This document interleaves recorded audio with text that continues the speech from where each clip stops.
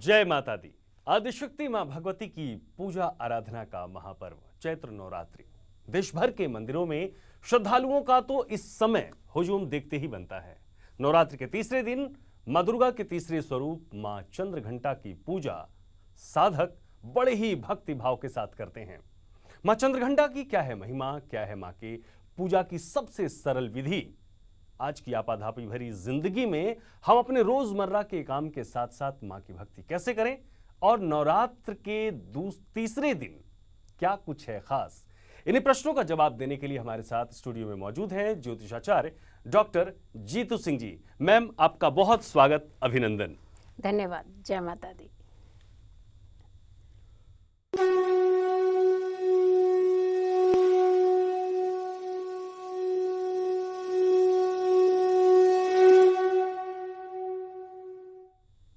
नवरात्रि के इस पावन अवसर पर देश भर में श्रद्धालु मंदिरों में मां के दर्शन के लिए जा रहे हैं। इस विशेष अवसर पर मां के शक्तिपीठों में श्रद्धालु शीश नवा रहे हैं। नवरात्रि का तीसरा दिन मां चंद्रघंटा को समर्पित है। मां चंद्रघंटा का कैसा है स्वरूप, मां की आराधना और साधना से साधक को क्या कुछ प्राप्त होता है, देखिए।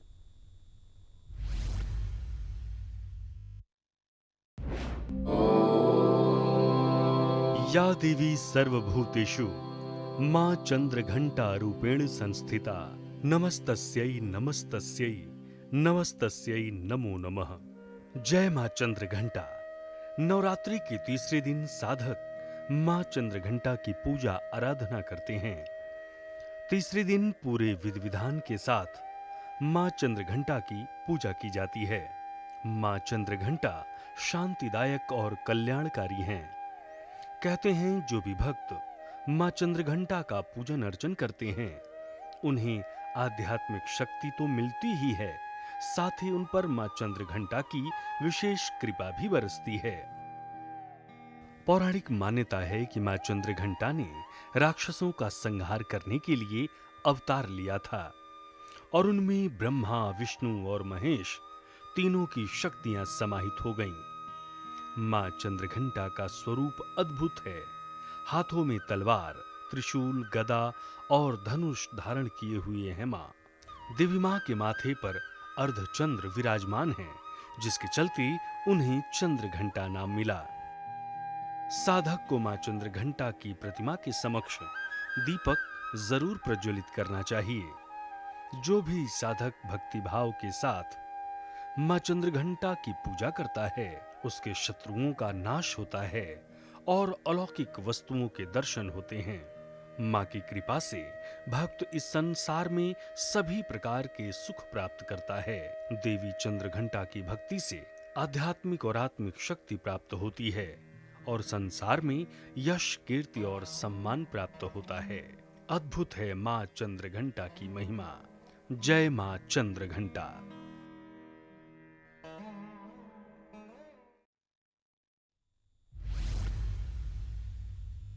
अद्भुत है मां चंद्रघंटा का स्वरूप। मां अपने भक्तों पर सहज ही कृपा करती हैं। मैम, जैसा कि मां के स्वरूप के बारे में हमने अभी चर्चा की, तो मां का स्वरूप क्या संदेश देता है, या फिर उनके हाथ में जो तमाम जो अस्त्र शस्त्र हैं उसका क्या संदेश जन सामान्य को जाता है? जी, मन की मालिक वरदाती हो, मन को बहुत जल्दी भाप जाती हो। कहते हैं कि मां चंद्रघंटा का ये जो स्वरूप है और ये अस्त्र शस्त्र हैं, ये हमें संकेत देते हैं कि अंदर के अगर राक्षस का आप वध कर देते हैं तो आपका जीवन सुखमय होता है। और सिर पर विराजित तो ये घंटे के रूप का अर्धचंद्र, ये अपने आप में संकेत देता है कि साहस के साथ साथ अगर विनम्रता अगर आपके अंदर होती है तो आप अपने जीवन के हर लक्ष्य को बहुत आसानी से पा जाते हैं। अस्त्र शस्त्र की जब हम बात करते हैं तो हम संकेत हमेशा दूसरों को देते हैं कि हाथ में तलवार है, जरा सावधान हो जाइए, लेकिन मां ने ऐसा संकेत नहीं दिया है। भगवान के किसी रूप ने ऐसा संकेत नहीं दिया है। भगवान ने हमेशा हमें एक मैसेज देने का प्रयास किया है कि अगर हम बुरी शक्तियों का संहार कर देते हैं, जो हमारे अंदर पनप रही शक्तियां हैं, अगर हम उन्हें दूर कर देते हैं अपनी जिंदगी से, अगर वो नेगेटिव हमारे ऊपर प्रभाव डालती हैं, तो हमारा जीवन बहुत ही सुखमय होता है। और अर्धचंद्र मीन्स, चंद्रमा मीन्स सौम्यता, चंद्रमा मीन्स शीतलता, चंद्रमा मीन्स आपके अंदर एक पेशेंस लेवल होना। ये सारी चीज़ों का समावेश माँ चंद्रघंटा के स्वरूप में हमारे सामने आता है। तो हमें ज़्यादा ज़रूरत क्या है? हमारे अंदर के शत्रु को मारने की। हमारे अंदर पनप रही जितनी बुराइयां हैं, अगर हम उनसे थोड़ा सा पीछा अपना छुड़ा लेते हैं, तो हमारा जीवन सुखों से भरा हुआ होता है, हमारा जीवन कष्ट मुक्त होता है। तो हमें क्या करना है? जितने भी अस्त्र शस्त्र हैं, माँ ने अपने हाथों में दे करके, दिखा करके हमें जो संकेत देने का प्रयास किया है, हमें उन पर चलना है, उन संकेतों को समझना है, प्रयास करना है और अपने जीवन को सुख की ओर लेके जाना है। बहुत सुंदर मैम। आज माँ को हम क्या कुछ भोग लगाएं, या फिर माँ के पूजा की जो विधि है जी, वो क्या है? आज इसके बारे में बताएं। बहुत बहुत खूब। और सबसे बड़ी बात है कि भोग के बारे में जब हम आते हैं तो हम बड़े कॉम्प्लिकेशंस तैयार कर देते हैं, ये भी पकवान, वो भी पकवान, इस तरीके की चीज़ें। एक घी की जोत से माँ प्रसन्न होती है। एक घी की जोत अगर श्रद्धा भाव से आप प्रज्वलित कर देते हैं माँ के सामने, तो सबसे पहले माँ इसी से ही खुश हो जाती है। फिर आती है बात कि माँ को पकवान तो डेफिनेटली पसंद होते हैं, क्योंकि भोजन किसे पसंद नहीं होता, लेकिन दूध से बनी हुई खीर का अगर आप मैया को भोग लगाते हैं तो माँ बहुत ही प्रसन्न होती हैं। इसके अलावा आप अपनी श्रद्धा भाव से कुछ भी अर्पित कर सकते हैं। केले का भोग लगा सकते हैं, आप शक्कर का भोग लगा सकते हैं, शहद का भोग सबसे उत्तम माना जाता है। और शहद का वैसे भी कहते हैं कि सेवन करने से हमारे जीवन के सारे कष्ट भी दूर हो जाते हैं। तो शहद का भोग, दूध से बनी हुई चीज़ों का भोग अगर आप मैया को लगाते हैं तो माँ बेहद प्रसन्न होती है और बहुत ही शीतलता भी प्रदान करती है। जी। दूसरी बड़ी बात मैम कि कहते हैं कि यत्र नारीस्तु पूज्यन्ते रमन्ते तत्र देवता। तो हमारे धर्मशास्त्रों में, वेदों में, पुराणों में हमेशा माँ की महिमा का गुणगान किया गया है। और यदि हम नारी की बात करें तो सौंदर्य प्रधानता जो है, श्रृंगार प्रधान कहा ही गया है। तो ऐसे में यदि आज के दिन की बात करें तो माँ को क्या हम श्रृंगार स्वरूप क्या अर्पित करें, क्या भेंट करें? नारंगी रंग माँ को बहुत पसंद है, बहुत प्रिय है। और नारंगी रंग की चुनरी में एक नारियल लपेट करके अगर आप माँ को अर्पित कर देते हैं तो आपके सारे कष्ट हरे जा सकते हैं। अगर नारंगी रंग का वस्त्र पहन करके आप माँ की आराधना करते हैं तो आपके जीवन में आने वाला हर कष्ट अपना मुख मोड़ लेता है। नारंगी रंग का आसन लगा करके अगर आप माँ की पूजा करते हैं तो आपके अंदर एक धैर्य आता है, एक साहस भी आता है साथ के साथ। और नारंगी चुनरी माँ को अर्पित करनी चाहिए। और चूड़ियाँ अगर आप अर्पित कर सकते हैं तो आप चूड़ियाँ भी अर्पित कीजिएगा। लेकिन हम फिर कहेंगे कि बहुत सारे लोग जो होते हैं वो वर्किंग होते हैं, उन्हें नहीं समय मिलता है कि सुबह सुबह वो चूड़ियाँ माता रानी की लेकर के आएँ। और क्योंकि हम सुबह में शो बता रहे हैं तो रात्रि तक, नवरात्रि आपके लिए तो बोनस है, क्योंकि माँ जब आती हैं तो सिर्फ सुबह तक सीमित नहीं रहती हैं, रात्रि को भी उनका जागरण करते हैं, उनकी पूजा और अर्चना करते हैं तो आपको उतना ही फल मिलता है। तो आप जब वापस आ रहे हो घर, जब आप वर्किंग है, डेफिनेटली हम समझते हैं, वापसी में आते आते ज़रा आप चूड़ियाँ ले आइए ना माँ के लिए, लाल रंग की चूड़ियाँ दीजिए। और कोशिश कीजिए अगर नारंगी रंग की चूड़ियाँ मिलती हैं तो सबसे उत्तम माना जाता है। और नारंगी रंग की एक चुनरी माँ को आज के दिन अर्पित कर दीजिएगा। यानी कि भोग में हम आप माँ को शहद अर्पित करें, सबसे शुभ होगा। और यदि हम श्रृंगार की बात करते हैं तो श्रृंगार में माँ को नारंगी रंग की चूड़ियाँ अति प्रिय है, इसलिए आप नारंगी रंग की चूड़ी जरूर अर्पित करें। यदि आराधना की बात करें मैम, क्या कुछ ऐसे कुछ मंत्र जो आज हम चलते फिरते घर से निकलते हुए, चूंकि प्रातः सुबह का समय है और लोग ऑफिस जाने की तैयारियां कर रहे होंगे, अपने नित्य कार्य में जाने की तैयारियां कर रहे होंगे, तो ऐसा क्या कुछ घर करके अपने घर से बाहर निकले जिससे सबका दिन शुभ हो? जी बिल्कुल। देखिए, इस आपाधापी की ज़िंदगी में हम लोग कहीं ना कहीं अपने धैर्य से और अपनी शांति से दूर होते जा रहे हैं। और चंद्रमा हमेशा हमें शीतलता और शांति प्रदान करता है। और कहते हैं कि अगर एक छोटा सा उपाय चंद्रमा से जुड़ा हुआ ही आज के दिन कर लेते हैं तो माँ सबसे पहले आपके अंदर शीतलता और सबसे बड़ी बात है कि आपको सुख देती है। और साथ के साथ ये जो विचलित मन होता है, जो हमें कुछ करने नहीं देता है, जीवन में कहीं ना कहीं हमें तकलीफ देता है, बार बार हम बहुत सारी चीज़ें पाने के चक्कर में हम अपनी शांति को ही भंग कर देते हैं। तो सिर्फ जाने से पहले, अगर आपने सुबह सुबह इस शो को देख रहे हैं तो आप जाने से पहले थोड़ा सा गंगा जल लीजिए।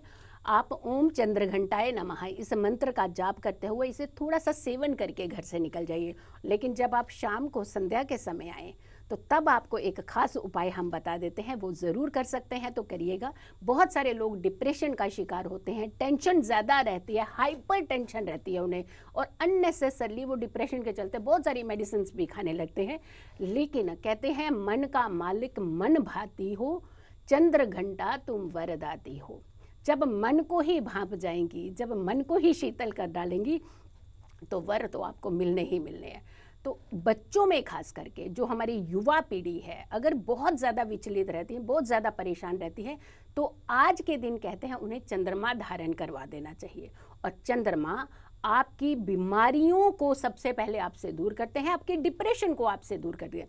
और डिप्रेशन अगर आपका दूर होता है, या फिर ये विचलता जो आपके अंदर बहुत ज़्यादा पनप रही है, ये चीज़ें दूर होती हैं तो आपका मन शांत होता है। मन शांत होता है तो आप अपने जीवन में अपने मिशन को अचीव करने में सामर्थ्य रखते हैं।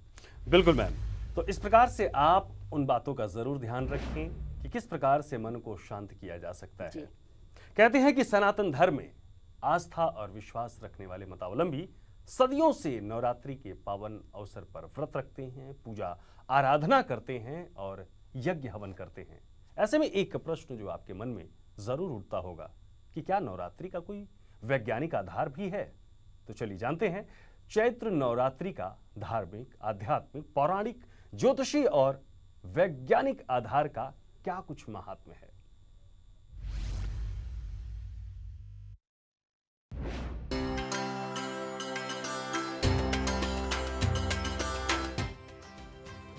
चैत्र नवरात्रि का धार्मिक, आध्यात्मिक के साथ ही ज्योतिषी और वैज्ञानिक महत्व है। ज्योतिषीय दृष्टिकोण की बात करें तो इस बार नवरात्र के दौरान सूर्य का राशि परिवर्तन हो रहा है। सूर्य 12 राशियों में भ्रमण पूरा करते हुए फिर से अगला चक्र पूरा करने के लिए पहली राशि मेष में प्रवेश करते हैं। सूर्य और मंगल की राशि मेष दोनों ही अग्नि तत्व वाले हैं, इसलिए इनके संयोग से गर्मी की शुरुआत होती है। वहीं चैत्र नवरात्रि से नववर्ष के पंचांग की गणना भी शुरू होती है। इसी दिन से वर्ष के राजा, मंत्री, सेनापति, वर्षा, कृषि के स्वामी ग्रह का निर्धारण होता है और वर्ष में अन्न, धन, व्यापार और सुख शांति का आकलन किया जाता है। चैत्र नवरात्र में देवी दुर्गा और नवग्रहों की पूजा के पीछे का रहस्य भी यही है कि ऐसा करने से ग्रहों की स्थिति पूरे वर्ष अनुकूल रहती है और जीवन में खुशहाली आती है। धार्मिक दृष्टि से नवरात्र का अपना अलग ही महत्व है, क्योंकि इस समय आदिशक्ति, जिन्होंने इस पूरी सृष्टि को अपनी माया से ढका हुआ है, जिनकी शक्ति से सृष्टि का संचालन हो रहा है, जो भोग और मोक्ष देने वाली देवी हैं, वो पृथ्वी पर होती हैं। इसलिए इनकी पूजा और आराधना से साधक को इच्छित फल की प्राप्ति अन्य दिनों की अपेक्षा जल्दी होती है। चैत्र नवरात्र का धार्मिक दृष्टि से महत्व इसलिए भी खास है क्योंकि चैत्र नवरात्र के पहले दिन आदिशक्ति मां भगवती प्रकट हुई थीं और देवी के कहने पर ब्रह्मा जी ने सृष्टि का निर्माण कार्य शुरू किया था। इसलिए चैत्र शुक्ल प्रतिपदा से हिंदू नववर्ष की शुरुआत होती है। चैत्र नवरात्र के तीसरे दिन भगवान श्री हरि विष्णु ने मत्स्य रूप में पहला अवतार लेकर पृथ्वी की स्थापना की थी। साथ ही चैत्र नवरात्रि में ही श्री हरि भगवान विष्णु के 7वें अवतार के रूप में भगवान श्री राम का अवतरण धरती पर हुआ। वहीं वैज्ञानिक दृष्टि से भी नवरात्र का अपना विशेष महत्व है। ऋतु बदलने के साथ ही मौसमी बीमारियों का प्रकोप बढ़ जाता है, जो कि हवन पूजन से वातावरण शुद्ध होता है और मौसमी बीमारियों का प्रभाव कम हो जाता है। नवरात्र के दौरान व्रत और हवन पूजन स्वास्थ्य के लिए शुभ फल देने वाले हैं। साल भर में पड़ने वाले चारों नवरात्र ऋतुओं के संधि काल में होते हैं, यानी इस समय मौसम में बदलाव होता है, जिससे शारीरिक और मानसिक बल की कमी आती है। शरीर और मन को पुष्ट और स्वस्थ बनाकर नए मौसम के लिए तैयार करने के लिए भी हिंदू धर्म के अनुयायी नवरात्रि में व्रत रखते हैं। सहज रूप में अब आप ये समझ ही गए होंगे कि मां चंद्रघंटा की क्या है महिमा, और जो हम जिस धार्मिक, आध्यात्मिक, वैज्ञानिक और ज्योतिषीय महत्व की बात करते हैं, वो मुझे लगता है कि आपको समझ में आ गया होगा कि चैत्र नवरात्रि का विशेष महत्व क्यों है। मैम, जो एक बड़ा सवाल है कि माँ का नाम है चंद्रघंटा, तो क्या घंटे से भी इसका कोई संबंध है? चंद्रघंटा आखिर में क्यों कहा जाता है? और इसी के साथ दूसरा सवाल भी ले लें कि कहा जाता है कि घंटे की जो ध्वनि होती है वो बीमारियों को दूर करती है, तो इसके संबंध में भी हमारे दर्शकों को बताएं। जी बिल्कुल। घंटे के आकार का अर्धचंद्र यानी चंद्रमा जो होता है आपकी मन की शीतलता का कारक होता है, और चंद्रमा कहते हैं कि कुंडली में अगर खराब होता है तो ऐसे व्यक्ति ज़्यादातर बीमार रहते हैं, और उनके लिए तो ये बोनस का समय होता है चैत्र नवरात्रि में माँ के स्वरूप की पूजा कर और ध्वनि के माध्यम से अपने आप को हील करना, यानी अपनी बीमारियों का खात्मा करना। और कहते हैं कि ध्वनि की आवाज़ जहाँ जहाँ तक जाती है वहाँ वहाँ तक वायरस खत्म हो जाता है। ध्वनि की आवाज़ जहाँ जहाँ तक जाती है शत्रु थर थर कांपने लगते हैं। और आज सबसे ज़्यादा जो परेशानी का समय है वो अपने दुखों से कोई परेशान नहीं है, अपनी परेशानियों से परेशान नहीं, दूसरों के सुखों से हर कोई परेशान है।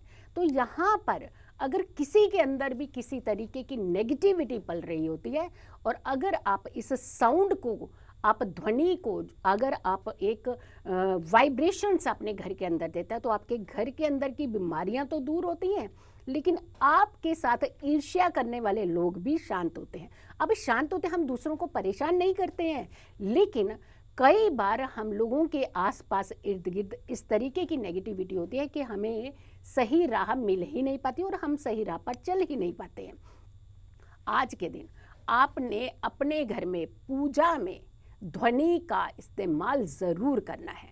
इससे एक तो आपके घर का वायरस, बीमारियां, कीटाणु ये नाश होगा, प्लस दूसरा नेगेटिविटी आपकी दूर होगी और शत्रु आपके पीछे मुड़ जाएंगे, शांत हो जाएंगे। बिल्कुल मैम, अब बहुत जल्दी जिसका हमारे दर्शकों को भी बेसब्री से इंतजार रहता है कि राशि के अनुसार ऐसा क्या कुछ करके घर से बाहर निकले जिससे आज उनका दिन खूब बढ़िया हो जाए, बेहतर हो जाए। जी देखिए, सबसे पहले जो अग्रेसिव प्लैनेट होते हैं वो शांत हो जाते हैं तो हमारा मन बहुत शांत हो जाता है। कहते हैं मंगल का भी तोड़ जो है, क्योंकि मंगल बहुत अग्रेसिव प्लैनेट है, उसका तोड़ भी कहते हैं इसी ध्वनि के अंदर ही होता है। तो मेष राशि और वृश्चिक राशि वालों को आज के दिन तांबे की कोई भी चीज़ धारण कर लेनी चाहिए, एक छोटा सा कड़ा या फिर रिंग आज के दिन धारण करनी चाहिए, और दुर्गा सप्तशती का पाठ अगर आप कर सकें तो बहुत उत्तम माना जाता है आज के दिन। वृष राशि की और तुला राशि की बात करते हैं, यानी टॉरस एंड लिब्रा, इन्हें खास करके आज के दिन इत्र का प्रयोग भी करना चाहिए और माता रानी को इत्र अर्पित भी करना चाहिए। इससे इनके जीवन में हमेशा सुख, समृद्धि और खुशियां जो हैं वो बनी रहती हैं। मिथुन, जेमिनी की बात करते हैं, और कन्या राशि यानी वर्गो की बात करते हैं। इन्हें आज के दिन रुद्राक्ष की माला लेकर के मंत्र का जाप करना चाहिए, ओम धूम दुर्गाय नमः। तो इनके लिए बहुत उत्तम इस समय रहता है। ये समय इनकी जीवन के अंदर का एक सुनहरा अवसर की तरह आता है और साल भर इसकी एनर्जी इनके जीवन में बनी रहती है। कर्क राशि की बात करते हैं, और चंद्रमा तो वैसे ही माता रानी के मस्तक पर विराजित है। तो कर्क राशि वालों को 108 नाम आज के दिन माँ दुर्गा के जरूर जपने चाहिए। किसी भी समय आप ये उपाय कर सकते हैं। सिंह राशि की बात करते हैं तो पीले वस्त्र की बात आ जाती है, नारंगी रंग की बात आ जाती है, माँ के स्वरूप के बात आ जाती है, तो पीला रंग का धागा इन्हें आज के दिन अपनी दाहिनी कलाई पे पहन लेना चाहिए। इससे इनके घर के अंदर के सुख सारे इन्हें मिलते हैं। कहते हैं हमारे घर में सुख तो बहुत होते हैं लेकिन हम उसका आनंद नहीं ले पाते हैं, तो ये उन सुखों का आनंद ले पाएंगे। धनु राशि की बात करते हैं और मीन राशि की बात करते हैं। इन्हें ओम दुम दुर्गाय नमः इस मंत्र का जाप करना चाहिए। 108 माला जाप इन्हें ज़रूर करना चाहिए। अब आती है मकर राशि की बात और कुंभ राशि की बात करते हैं। शनि इनके लॉर्ड होते हैं और कहते हैं बीमारियों के कारक, लंबी बीमारियों के कारक कहे जाते हैं, तो डरते हैं हर कोई शनिदेव से। तो इस बार डरिएगा मत। आप सिर्फ और सिर्फ 108 बार ओम ध्वनि के साथ ओम दुम दुर्गाय नमः इस मंत्र का भी जाप कीजिए और ओम का भी जाप कीजिए। इससे आपकी सारी नेगेटिविटी भी दूर होगी और आपकी बीमारियों का खात्मा होगा। मैम, आज के दिन क्या कुछ विशेष हम ऐसा कर सकते हैं? मान लीजिए कुछ लोग हैं जो राशि अपनी नहीं देख पाए जी, तो एक सामान्य रूप में कोई एक ऐसा उपाय जो हर किसी के लिए हो? जी, हर किसी के लिए एक उपाय, क्योंकि हमें हर किसी को शांति बहुत ज़रूरी चाहिए, क्योंकि शांत मन होगा तो आप अपने जीवन की हर परेशानी से खुद ही लड़ पाएंगे। एक छोटा सा चांदी का चंद्रमा आप लाइए और उसे एक नारंगी वस्त्र के अंदर डाल करके हमेशा अपने वॉलेट या पर्स में रखिए। आपका कभी मन विचलित नहीं होगा, कभी उत्तेजित नहीं होंगे, अननेसेसरली गुस्सा नहीं आएगा और हमेशा आप सुरक्षित भी रहेंगे, स्वस्थ भी रहेंगे। जी। हम अपने दर्शकों को बता दें कि लगातार इस चर्चा के दौरान आपकी टीवी स्क्रीन पर माँ के तमाम मंत्र, कवच, स्तोत्र वो लगातार हम ग्राफिक के माध्यम से दिखा रहे थे और ये सरल उपाय जो आप अपने आम जीवन में अपना कर अपना दिन तो शुभ बना ही सकते हैं, साथ ही उन मंत्रों का जब भी आपके पास समय है तो उन मंत्रों का जब भी आप निरंतर करते रहें। आपकी टीवी स्क्रीन पर लगातार माँ के मंत्र, कुछ विधियां, उपाय वो लगातार फ्लैश हो रहे हैं, तो इनका आप पालन करके अपने जीवन को शुभ बना सकते हैं।